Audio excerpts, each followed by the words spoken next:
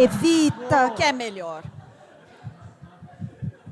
Desiste porque não dá. Tem coisa que vale a pena, tem coisa que não. Brincadeira. Ai, caraca. Bom, a gente está vivendo um momento muito assim, né? Super, né?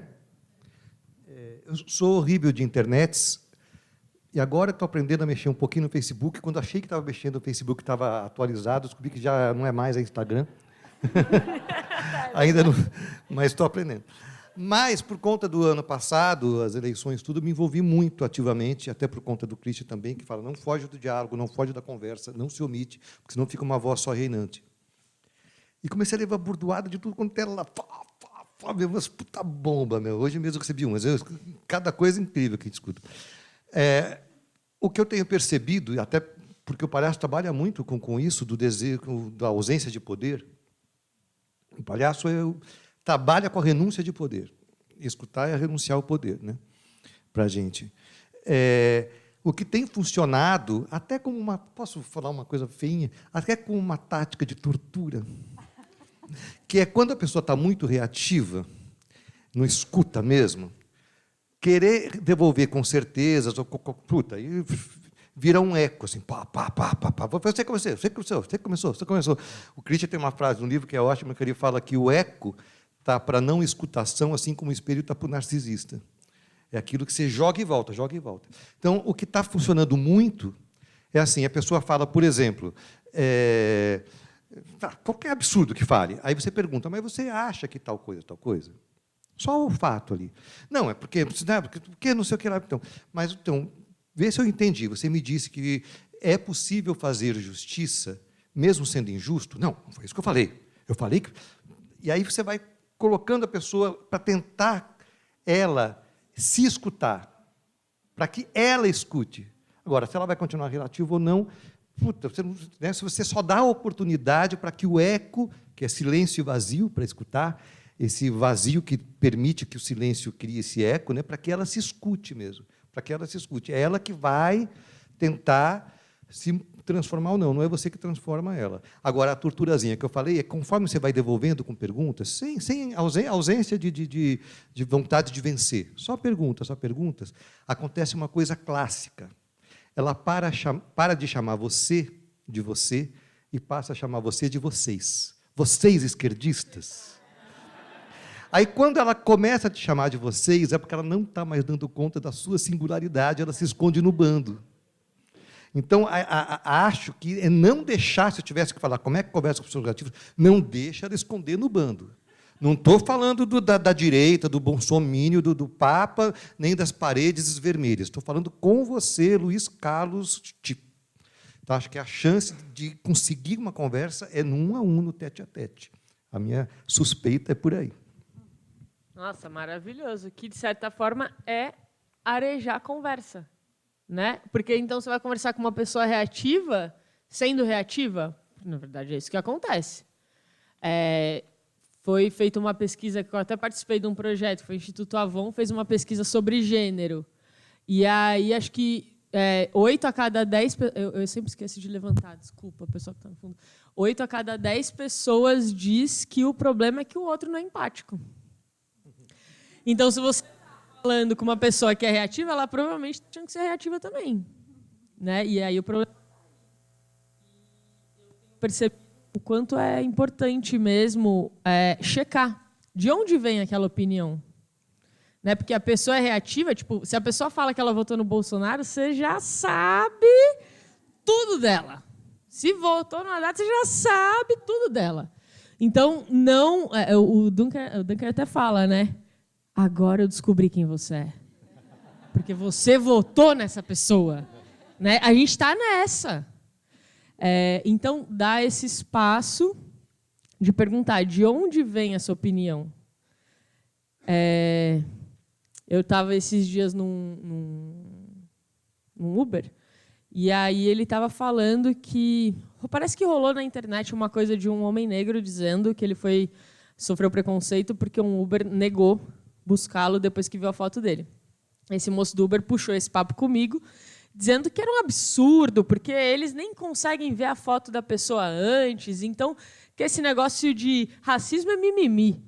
Aí já me deu uma fisgada. Mas o senhor acha, então, que preconceito não existe mais no Brasil? Ele, não, eu acho que existe, mas eu acho que essas pessoas aí estão de mimimi. E aí ele foi levando a conversa e eu sempre tentando entender até que ele chegou no tema do feminismo.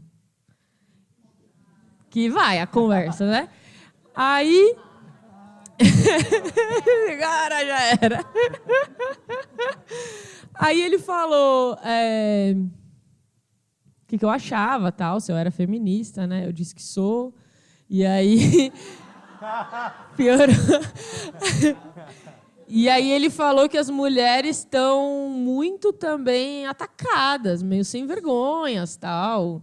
Aí ele contou que uma mulher tinha chavecado ele, que tinha pulado no banco da frente e tal para paquerar ele, que era um absurdo, não sei o quê. E aí, do nada, ele falou assim, você seria a favor de ter câmera dentro do Uber? Né? Uma pessoa incrível, de se conversar. Aí eu falei, olha, eu acho que é um assunto bem complexo, mas... Se for considerar todas as vezes que eu já senti medo de dormir num Uber, assim, né, e acontecer alguma coisa comigo, acho que eu seria a favor. Uau! É a história, ó. O que vai acontecer?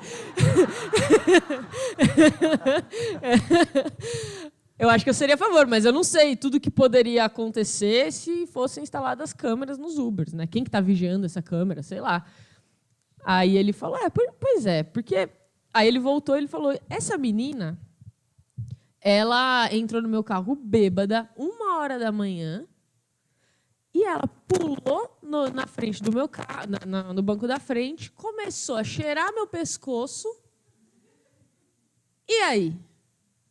E se eu, por exemplo, sou um cara solteiro, achei ela bonita e tenho vontade de transar com ela? E aí? Aí eu vou lá, transo, porque ela veio, deu em cima de mim.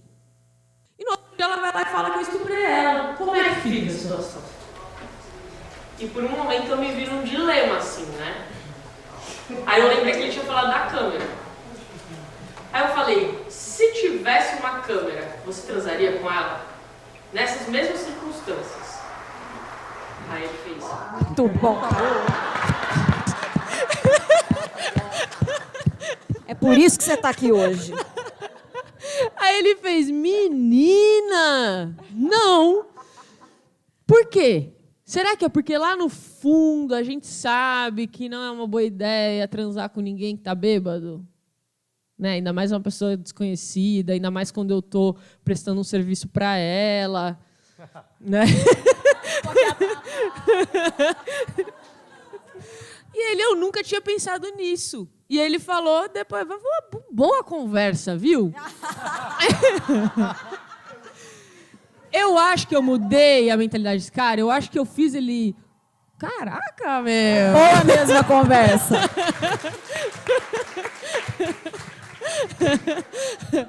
Eu não acho que eu fiz ele entender sobre racismo estrutural, sobre machismo, sobre essas coisas, mas foi uma conversa boa.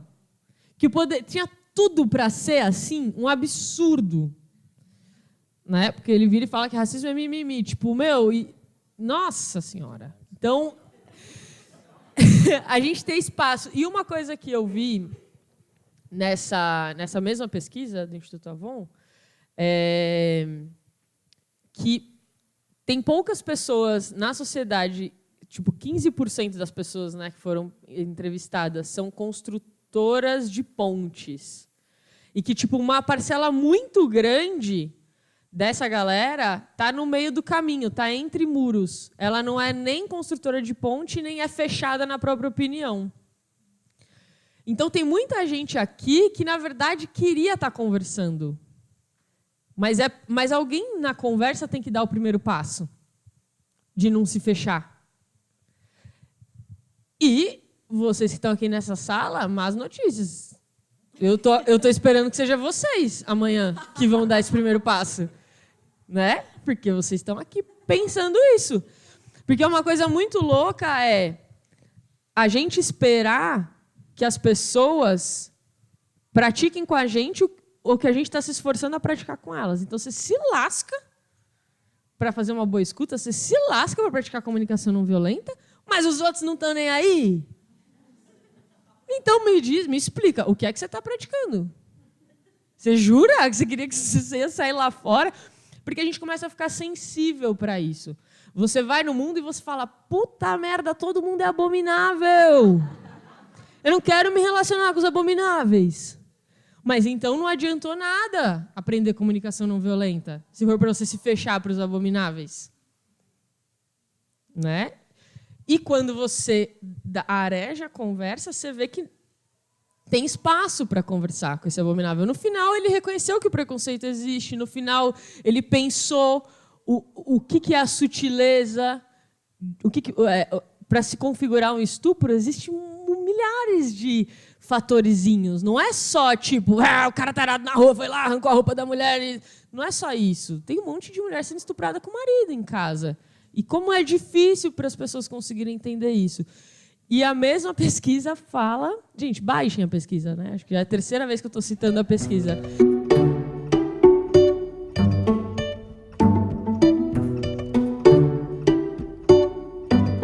E aí ele fala assim, que tem palavras que são gatilhos. Então, por exemplo, se eu falo feminismo... não quer. Gente, o que está acontecendo ali? Ninguém nem convidou. Não quer feminismo, entendeu? Eu acho que a gente tinha que fazer mais forte do lado de cá. Mas se fala igualdade de direito entre homens e mulheres, as pessoas se abrem para o diálogo. Igualdade de direito entre homens e mulheres. Que, por um acaso, é feminismo. Mas feminismo não pode falar, porque dá um gatilho. Aí tem pessoas que falam, cara, é um absurdo eu ter que abrir mão de uma palavra. É um absurdo eu não poder falar feminista, porque a pessoa não aguenta que fale feminismo, a pessoa não aguenta que fale racismo, né? E eu entendo quem fala isso. E isso é uma coisa muito legal, entender que na nossa sociedade realmente tem como se fosse um espectro, assim, né? Tem uma galera que está lá na linha de frente do ativismo. Essa galera não vai falar assim, minha filha, eu vou deixar de falar que tem racismo. Eu vou falar. E essa galera está abrindo um espaço para que aí os construtores de ponte consigam conversar com o restante da galera. Então é muito importante também a gente se olhar e falar assim, qual que é o meu perfil dentro dessas discussões? Né? E é muito louco, porque eu namoro a Gabi, e a Gabi é o discurso dela é linha de frente dos ativismos, assim. Ela não quer parar de falar essas palavras. E eu já quero. Eu quero conversar com o cara do Uber. Entendeu? Então, mas tem muito valor o que ela está fazendo também. Então, a gente precisa entender onde a gente está. E eu percebo também que eu trocando com ela, eu aprendo a olhar o mundo com mais profundidade e de como ela olha para o ativismo. E ela olhando para mim, ela aprende como não sofrer tanto também nas conversas que ela tem. Porque não é que ela tá lá e que tá tudo bem. Leva umas bordoadas. E sofre.